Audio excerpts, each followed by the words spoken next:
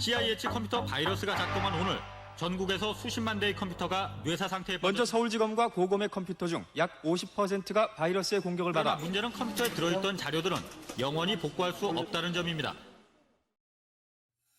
대만의 대학생 천잉하오는 몹시 화가 나 있었습니다. 인터넷 서핑을 하던 중 그의 컴퓨터가 바이러스에 감염되어 버렸기 때문인데요. 천잉하오는 감염된 컴퓨터를 치료하기 위해 제법 많은 돈을 들여 백신을 구매했죠. 하지만 비싼 돈을 주고 산 백신은 바이러스에 전혀 소용이 없었고 그의 분노는 백신을 제작한 회사로 향하게 됩니다. 마침 공과대학교를 다니고 있던 천잉하오에게는 충분한 프로그래밍 지식이 있었고 그는 대학을 다니며 틈틈이 컴퓨터 바이러스를 제작하기 시작했죠. 그의 목적은 확실했습니다. 아주 강력하고 전파력이 높은 바이러스를 만들어 자신이 돈 낭비를 하게 만든 백신 회사에게 피해를 주겠다는 생각이었죠. 천잉하오의 집념은 그가 국방의 의무를 다하기 위해 군에 입대한 이후에도 사그러들지 않았는데요. 휴가를 나올 때마다 바이러스 제작에 몰두한 결과 마침내 1998년 4월 그의 걸작품이 탄생합니다. 완성된 바이러스에 자신의 이니셜을 딴 CIH 바이러스라는 이름을 붙인 천잉하오는 그의 고등학교 번호가 26번이었다는 점에서 착안해 해당 바이러스를 4월 26일에 작동하도록 설정하는데요. 바로 이 특성이 천잉하오의 목적을 이루는 데 결정적인 역할을 하게 되죠. 바이러스에 감염된 컴퓨터를 치료하기 위해서 가장 중요한 것은 백신도 전문가의 도움도 아닙니다.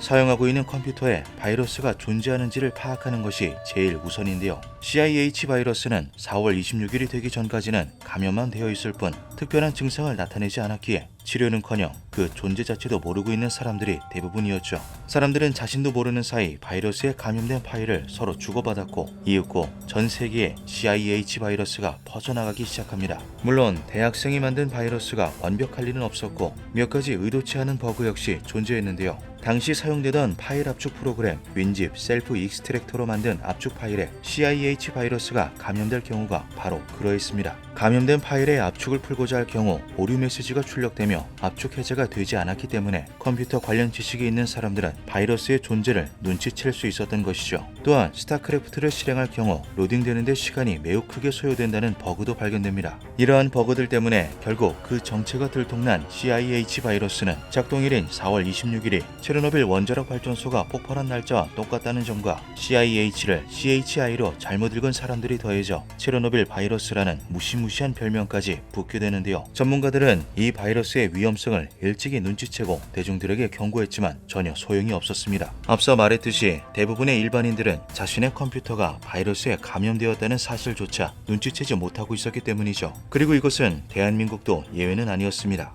불법 복제의 특성상 많은 사람의 손을 거치게 되고 불법 복제를 통한 컴퓨터 바이러스의 감염이야말로 컴퓨터 바이러스의 가장 큰 유통 경로의 하나로 부각되고 있는 실정입니다. 당시 대한민국의 소프트웨어 불법 복제율은 무려 70%에 달했기에 덩달아 바이러스까지 함께 복제되는 경우가 잦았고 이는 바이러스의 전파율을 배로 증가시켰습니다. 또한 90년대까지만 하더라도 컴퓨터 백신의 사용과 바이러스 검사에 대한 의식이 거의 존재하지 않았기 때문에 무방비 상태에 가깝던 대한민국은 개인이 사용하는 컴퓨터를 넘어 대학교, 공공기관, 기업, 금융기관, 심지어 국가기관까지 CIH 바이러스에 감염되었죠. 그리고 마침내 운명의 날이 찾아오고 맙니다. 1999년 4월 26일 회사에 출근한 직장인들은 업무를 시작하기 위해 평소처럼 컴퓨터 전원 버튼을 눌렀습니다. 파란 화면이 뜨면서 그 에러가 뜨더라고요. 그래서 깜짝 놀라가지고 생전 처음 보는 파란색 에러 화면을 띄운 컴퓨터는 아무리 재부팅을 시도해도 반응이 없었죠. CIH 바이러스는 지정된 날짜인 4월 26일에 윈도우의 부팅이 완료되는 그 즉시 바이오스와 하드디스크의 마스터 부트 레코드를 파괴하는 작동 원리를 지니고 있었습니다. 이것들은 컴퓨터 부팅 과정에 있어 굉장히 핵심적인 역할을 하는데요.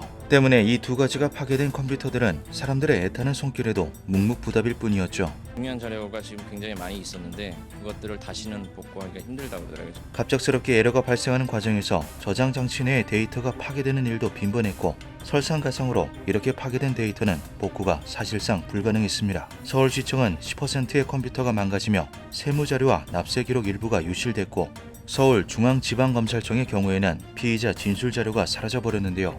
4월 26일 하루 동안 신고된 피해 사례만 하더라도 기업체가 290여 곳, 공공기관 140여 곳에 더불어 국책연구소도 12곳에 달했죠. 이러한 보안을 누구보다 신경 썼을 국방부, 금융감독원까지 피해를 당한 것도 모자라 전산망을 보호해야 할 정보통신부까지 CIH 바이러스에 컴퓨터가 파괴되고 말았습니다.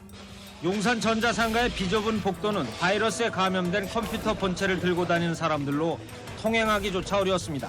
일반인들은 더더욱 속수무책이었죠. 하루 동안 이런 일이 수십, 수백만 명에게 벌어졌습니다. 당시 전국에 존재하던 약 730만 대의 컴퓨터 중 15%에 달하는 110여만 대가 피해를 입은 것으로 추정되었는데요. 피해액은 더욱 심각했죠. 현재는 비교적 손쉽게 바이오스를 복구할 수 있지만 90년대에는 롬라이터라는 전문 장비가 필요했고 종류에 따라서는 메인보드에 납땜되어 있는 칩을 떼어내고 다시 붙일 수 있는 기술까지 필요했습니다. 때문에 다시 컴퓨터를 사용하기 위해서는 전문 인력을 불러 수리를 맡기는 수밖에 없었고 이는 복구 비용을 크게 상승시키는 원인이 되었죠. 당시 사건의 최전선에 있었던 안랩에 따르면 복구 비용을 대당 10만 원으로 줄여 잡아도 피해액이 1천억 원을 넘길 정도였다고 하는데요. 1999년에 최저 시급이 1,525원이었다는 점을 생각하면 피해액의 규모가 얼마나 컸는지 대략 짐작할 수 있습니다. 심지어 이 피해액에는 CIH 바이러스로 인해 파괴된 데이터의 가치와 부수적인 피해는 포함되어 있지도 않죠. 수많은 공장들이 멈추고 회사들이 일시적으로 업무를 중단했던 1999년 4월 26일은 그야말로 대한민국 컴퓨터 종말의 날이라고 불러도 과언이 아닐 정도로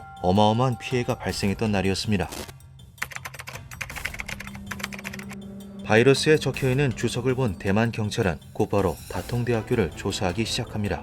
범인의 흔적을 찾아낸 경찰들은 당시 군복무 중이던 천잉하오를 체포하는데 성공하는데요. 그러나 얼마 지나지 않아 천잉하오는 무죄로 풀려나게 됩니다. 1999년의 대만에는 바이러스를 제작, 유포하는 행위에 대해 처벌할 수 있는 법률이 존재하지 않았기 때문이었죠. 이후 군복무를 마친 천잉하오는 미국의 IT 기업에 스카우트되어 한동안 근무했고 그 경력을 살려 기가바이트사의 엔지니어로 취업하는데요. 세계 3대 메인보드 제조사인 기가바이트에서 탄탄한 커리어를 쌓은 천잉하오는 에이토리라는 IT 회사를 창업해 CEO가 되었죠. 승승장구한 천잉하오의 인생처럼 아이러니하게도 CIH 바이러스의 영향으로 국내외의 보안 인식이 극적으로 변화하기 시작합니다. 많은 사람들이 컴퓨터 백신을 필수 프로그램으로 인식하게 되며 하오리, 안철수 컴퓨터 바이러스 연구소 등의 보안업체 주가가 폭등했는데요. 또한 소프트웨어 불법 복제율 역시 꾸준한 하락세를 보였습니다. 메인보드 제조업체들은 동일한 사태를 막기 위해 바이오스 위변조 방지 기술을 개발해 적용시켰고 천잉하오가 근무했던 기가바이트사는 아예 듀얼 바이오스 시스템을 구성해 하나의 바이오스가 파괴되더라도 예비 바이오스가 작동하도록 안전장치를 만들었죠. 또한 USB 플래시백과 같은 바이오스 응급 복구 기술 역시 보편화되었습니다. 오늘 컴퓨터 시스템과 데이터를 파괴하는 CIH 바이러스가 활동을 재개할 것으로 예상돼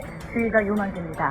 이후에도 언론은 남아있을지도 모를 CIH 바이러스를 경계하며 매년 4월마다 주의 기사를 내보냈는데요. 실제로 그 후에도 피해가 계속 속출했기 때문이죠. 다행히 CIH 바이러스는 윈도우 95, 98, 미에서만 작동했기 때문에 이후 운영체제가 업그레이드되며 자연스레 사라지게 되었습니다. 천잉하오가 만든 CIH 바이러스는 2014년 호스팅 사이트 GitHub를 통해 모든 소스 코드가 공유되었는데요. 그 끝에는 이렇게 적혀 있었죠. 바이러스 게임 엔드. 기묘한 밤이었습니다.